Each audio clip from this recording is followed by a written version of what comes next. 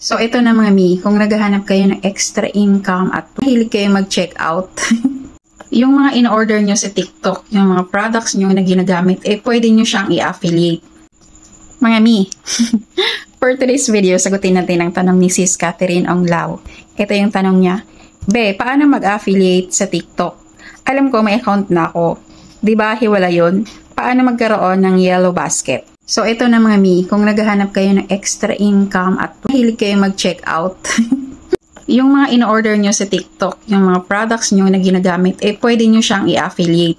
Mag-earn kayo ng commission sa affiliate, depende sa percentage na binigay ni seller. So, dito wala kayong babayarang subscription, registration, or hindi kayo mangangapital. Pero, kailangan nyo bumili ng product or mag-ask ng sample sa seller. Kasi gagawa kayo ng video, parang gagawa niyo ng commercial video, ganun. Or pwede rin naman din kayo mag-generate ng video doon sa mga sample videos. Pero, mas maganda kasi meron kayong product on hand para ma-flex niyo siya ng maayos. Tapos, pag naka-generate na kayo ng link, ayun na yung isi-share niyo sa inyong mga social media platforms para pag may nag-click doon at bumili, doon pa lang kayo mag-earn ng commission. So, sa tutorial ko na to, i-assume ko na mayroon na kayong mga TikTok accounts. Paalala muna pala, wag na wag kayong mag-a-add ng link sa inyong mga video na wala yung product na in-add nyo kasi magkakaroon kayo ng violation. What? Una, i-add showcase nyo muna yung product na gusto nyong i-affiliate. Pangalawa, gumawa na kayo ng ready na video pero pwede nyo rin naman gawin dyan kasi di ba nakaka-edit naman ng video sa TikTok. So, pagkatapos, i-click nyo yung plus sign dyan. Parang normal lang naman na magpo-post kayo ng video. Tapos, hanapin nyo na yung video, i-attach nyo, ganun, diba? Tapos, i-edit nyo.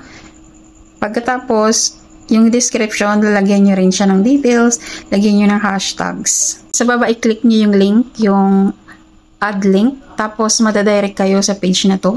Depende. So, merong mga choices dyan. Pero dito, kasi mag-a-add tayo ng yellow basket, i-click nyo yung product. Yung mga choices sa baba, malamang depende yan sa monetization nyo. Pwede nyo rin i-edit yung title. Yung iba madalas diba nilalagay, dito mabibili. Or pwede nyo rin naman lagyan ng product. Pwede din yan palitan yung privacy settings. Pero syempre, wag nyo nang i-click. Wag nyo nang i-click yung only me or yung friends.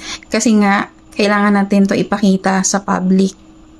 I-click nyo din lang din yung subscriber kung papakita nyo lang din yan para sa inyong mga subscriber. Then, i-post nyo na yung video.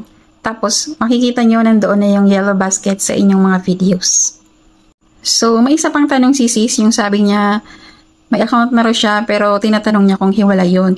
So, sa affiliate, yun pa rin yung gagamitin nyo. Magkakaroon lang ng iba yung kung kayo mismo yung seller. Kasi kailangan nyo mag-sign up sa Seller Center.